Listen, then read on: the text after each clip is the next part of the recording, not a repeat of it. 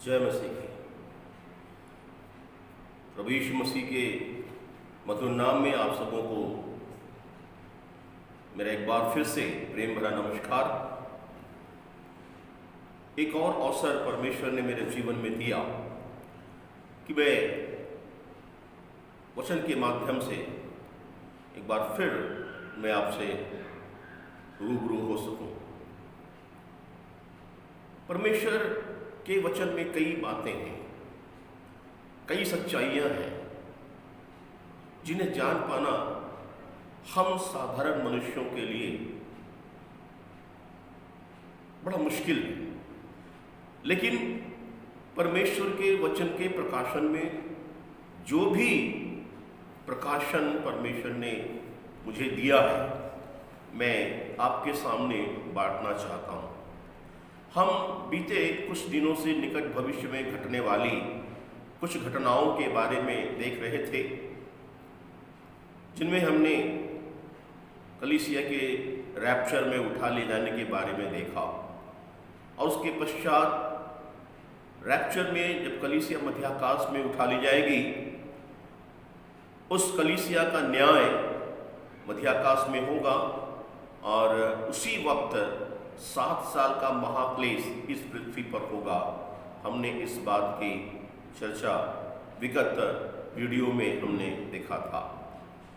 आइए आज हम थोड़ा सा वक्त और निकालकर हम महाक्लेश पर विचार करेंगे, जो 7 साल के दौरान इस पृथ्वी पर होगा।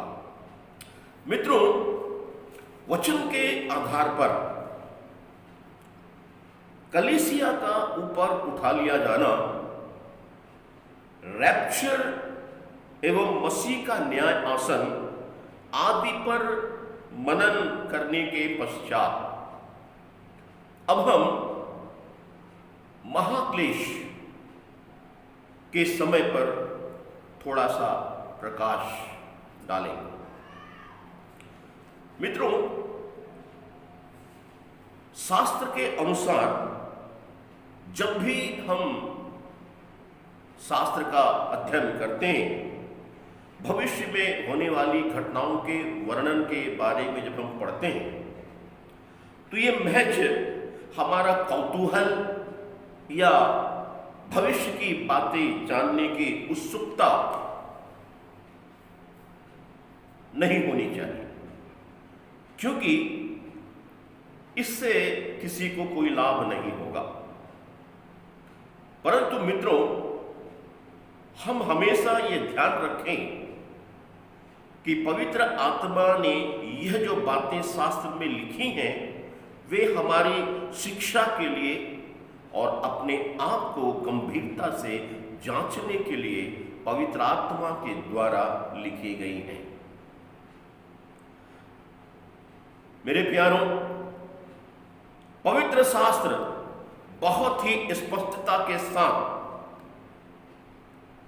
यह कहता है कि परमेश्वर ने एक ऐसा दिन, एक ऐसा समय नियुक्त किया है जब वह अपना भयंकर क्रोध और दंड इस पृथ्वी पर उड़ेलेगा। इसी को महाक्लेश का समय कहा गया है। यह महाक्लेश संपूर्ण पृथ्वी पर,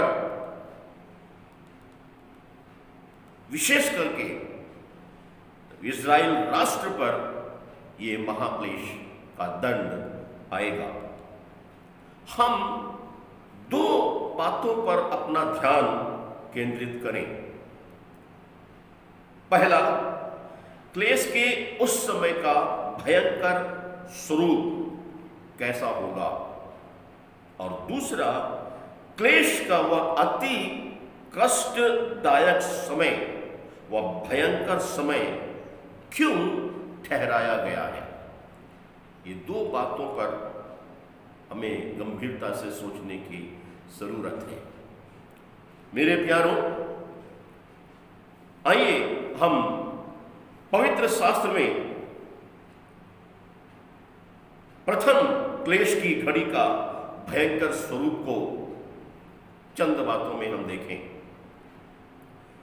पवित्र शास्त्र में सैकड़ों वर्ष पहले ही परमेश्वर ने अपने चुने हुए भविष्यवक्ताओं के द्वारा अपने पवित्र आत्मा की प्रेरणा से उनको उबारा, उनकी बातों की भविष्यवाणी उन लोगों ने की, जिसमें क्लेश और संकट की घड़ी के विषय में बताया गया है।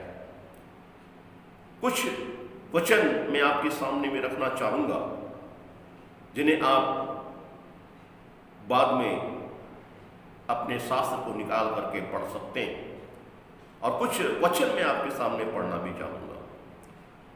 व्यवस्था विवरण की पुस्तक, उसका 4 अध्याय 30 और 31 वचन, यशायाह नबी की पुस्तक 2 अध्याय उसका 10 वचन, उसी यशायाह नबी की पुस्तक 24 अध्याय 17 से लेकर 21 वचन, योवेल नबी की पुस्तक 1 अध्याय उसका 15 वचन, मत्ती का सुसमाचार 24 अध्याय 21 और 22 वचन, लूका का सुसमाचार 21 अध्याय के 24 और 25 वचन। इन वचनों को पढ़ने पर और भी कई वचन हैं,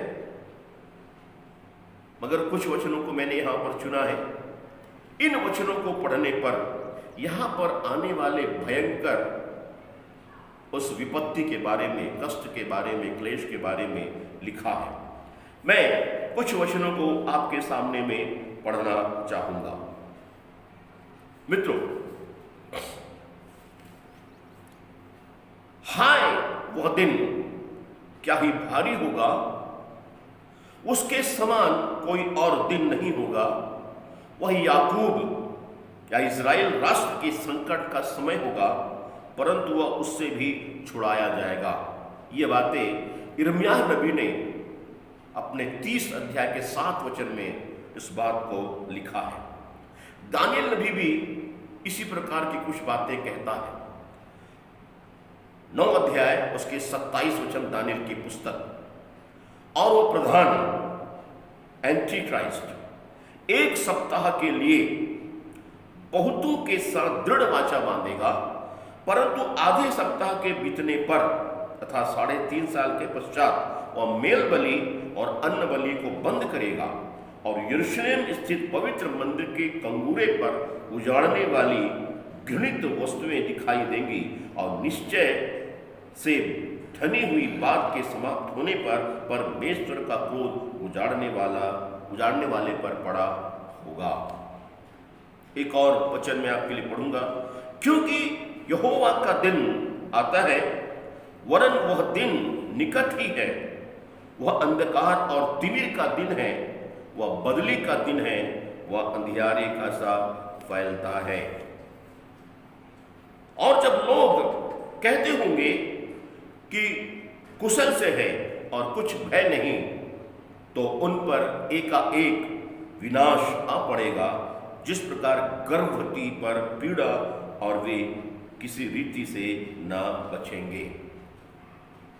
मित्रों, पढ़े गए वचनों से या इन वचनों का अध्ययन करने से उस आने वाली भयंकर घड़ी की कल्पना हम कर सकते हैं। सचमुच कितना भयंकर और कष्टदायक वो समय होगा जो पृथ्वी पर आ रहा है, और उससे बचने के लिए मित्रों एक ही एक उपाय है, और वह यह है कि तत्काल प्रत्येक व्यक्ति परमेश्वर के एकलौते पुत्र प्रभु यीशु मसीह पर संपूर्ण रीति से विश्वास करे और उसे अपने हृदय में उद्धारकर्ता और प्रभु के रूप में स्वीकार करें। तभी हम उस उग्र दिन से हम बचाए जाएंगे। दूसरी बात, क्लेश का वह भयंकर समय क्यों नियुक्त किया गया है?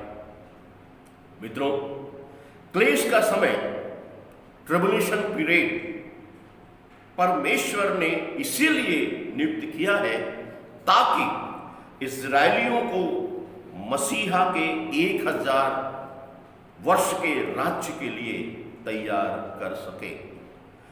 मित्रों, पिछले 2000 वर्षों से इजरायली लोग अविश्वासी की दशा में जी रहे हैं। उन्होंने प्रभु यीशु मसीह का इनकार करके उसे क्रूस पर लटकाकर मार डाला था, और आज भी वे प्रभु यीशु मसीह का इनकार करते हैं। परंतु परमेश्वर अपने अनुग्रह के कारण और उन सब प्रतिज्ञाओं के कारण जो उसने इब्राहिम, इसहाक और याकूब से की थी, उन्हें मन फिराने का अवसर प्रदान करेगा। जब परमेश्वर उन्हें दंड देना आरंभ करेगा तो उन्हें स्मरण आएगा कि परमेश्वर ने हमारे भविष्यवक्ताओं के द्वारा, अर्थात मूसा, दाऊद, यशायाह, यिर्मयाह, हिजकेल, योवेल, दानियेल, आमोस, मीका, सपन्या आदि और भी कई लोगों के द्वारा उस भयंकर दिन के विषय में, उस संकट के विषय में, उस क्लेश के दिनों के विषय में चर्चा की थी।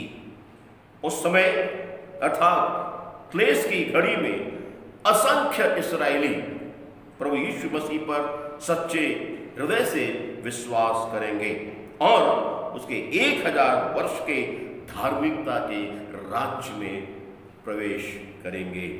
और जो इस्राएली विश्वास नहीं करेंगे, मित्रों, वे नाश हो जाएंगे।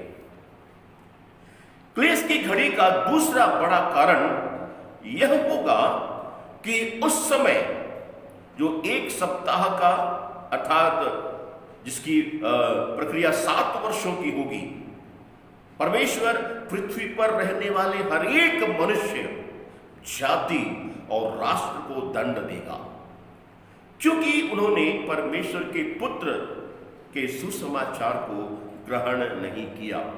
इसके विपरीत जो अधर्म के कामों में तन मन से लगे रहे। मित्रों, यिर्मयाह की पुस्तक उसके 25 अध्याय उसके 32 और 33 वचन में इस प्रकार से परमेश्वर का वचन कहता है, सेनाओं का यहोवा यूं कहता है, देखो विपत्ति एक जाति से दूसरी जाति में फैलेगी और बड़ी आंधी पृथ्वी की छोर से उठेगी। उस समय यहोवा के मारे हुए की लोथें पृथ्वी की एक छोर से दूसरी छोर तक पड़ी रहेंगी और उन्हें लेने के लिए रोने पीटने वाला कोई न होगा, और उनकी लोथें ना तो बटोरी जाएंगी और न कब्रों पर रखी जाएंगी, वे भूमि के ऊपर खाद की नाई पड़ी रहेंगी। मित्रों, ये संकट के समय का एक रूप है, एक चित्र है। हमने देखा परमेश्वर के पवित्र वचन के अनुसार इस पृथ्वी पे क्लेश का वह समय अवश्य आएगा।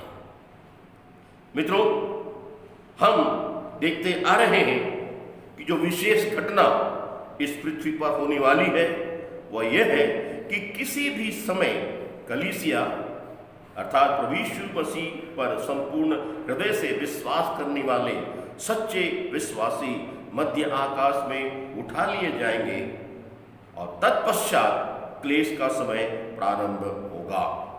उसी क्लेश के समय का वर्णन प्रकाशित वाक्य के पुस्तक के 6वें अध्याय से प्रारंभ होता है। दानियल नबी को परमेश्वर ने आज्ञा दी थी कि हे दानियल, तू इस पुस्तक पर मुहर करके इन वचनों को अंत समय के लिए बंद करके रख दे। दानियल की पुस्तक 12 अध्याय उसके 4 वचन में। और उसे यह भी कहा कि हे दानियल, चला जा, क्योंकि यह बातें अंत समय के लिए बंद हैं और इस पर मुहर दी गई है। दानियल की पुस्तक 12 अध्याय उसके 9 वचन। परंतु आगे मित्रों, वे बातें जो दानियल को मुहर बंद करने के लिए परमेश्वर ने कहा था, वे ही बातें प्रकाशित वाक्य की पुस्तक में मुहर बंद पुस्तक को खोलकर हमें बताई गई हैं। दानियल नबी से जो बातें मुहर बंद करने के लिए कही गई थी, वे बातें अब मुहर बंद नहीं है, क्योंकि प्रकाशित वाक्य नामक पुस्तक में परमेश्वर ने सब बातें प्रेरित यूहन्ना को दर्शन देकर प्रकट की हैं। मित्रों, प्रकाशित वाक्य की पुस्तक में 6वें अध्याय से लेकर के 19 अध्याय तक जितनी भी बातों का वर्णन आया है वे सब बातें महाक्लेश के दौरान होंगी। महाक्लेश 7 साल का उग्र रूप, 7 साल का एंटी क्राइस्ट का अत्याचार, 7 साल के लिए लोग इस पृथ्वी पर सताए जाएंगे। 7 साल के लिए यहाँ पर एक भयानक क्लेश का समय होगा। सुसमाचार उन दिनों में प्रचार नहीं किया जाएगा। बड़ा भयानक समय होगा। ये 7 साल 2 हिस्सों में बटा हुआ होगा। प्रथम 3.5 वर्ष, द्वितीय 3.5 वर्ष। प्रथम 3.5 वर्ष में वाचा बांधेगा एंटी क्राइस्ट, उनके साथ शांति रीति से रहेगा। लेकिन दूसरे हिस्से के 3.5 वर्ष में उग्र रूप धारण करके घृणित वस्तुओं को मंदिर में रखने की आज्ञा इजराइल को देगा। तब इजरायली तौबा करेंगे, कहेंगे ये हमारा मसीहा नहीं है, हम धोखे में हैं, और वे एंटी क्राइस्ट के विरोध में बलवा करेंगे। और तब एंटी क्राइस्ट उन्हें सताना प्रारंभ करेगा। और उसी दौरान 2 गवाह इस पृथ्वी पर आएंगे जिनकी चर्चा हम आगे के दिनों में हम करेंगे। वे 2 गवाह आएंगे और इस्राएल राष्ट्र में यीशु मसीह के सुसमाचार के बारे में बताएंगे। और उस समय राज्य का सुसमाचार प्रचार किया जाएगा। और उसी समय इजरायलियों के अंदर एक बड़ी बेदारी आएगी और 1,44,000 लोग बचा लिए जाएंगे और वे एंटी क्राइस्ट के विरोध में खड़े होंगे। और इस रीति से वे लोग मसीह पर विश्वास करेंगे। मित्रों, इजरायली 1000 वर्ष के लिए तैयार किए जा रहे हैं परमेश्वर के उस अनंत राज्य में प्रवेश करने के लिए। क्या मैं और आप तैयार हैं उस 1000 वर्ष के राज्य में प्रवेश करने के लिए? क्या मैं और आप परमेश्वर के वचन के मनन करते हुए क्या हम अपने आप को इन अंतिम दिनों में तैयार कर रहे हैं? परिस्थितियां बड़ी विपरीत हैं, परिस्थितियां बहुत ही जटिल हैं, अंत का दौर निकट आता चला जा रहा है। शास्त्र हमें चेतावनी दे रहा है। यीशु मसीह बादलों पर बहुत जल्द अपनी कलीसिया को लेने के लिए आ रहे हैं। क्या हम तैयार हैं? मित्रों, यदि हम तैयार हैं तो हम धन्य हैं, वरना हमारे लिए बड़ी विचारणीय बात है। मित्रों, परमेश्वर चाहता है हम उस घोर विपत्ति से बचें, उस महाक्लेश से बचें, कलीसिया में सम्मिलित हो, मध्य आकाश में प्रभु यीशु मसीह के साथ रहें। आइए हम अपने आप को तैयार करें, हम अपने आप को जांचें, अपने आप को प्रभु के साथ उठाए जाने वाले झुंड के लिए अपने आप को हम तैयार करें। परमेश्वर इन बातों के द्वारा आप सबों को आशीष दे। जय मसीह की। धन्यवाद।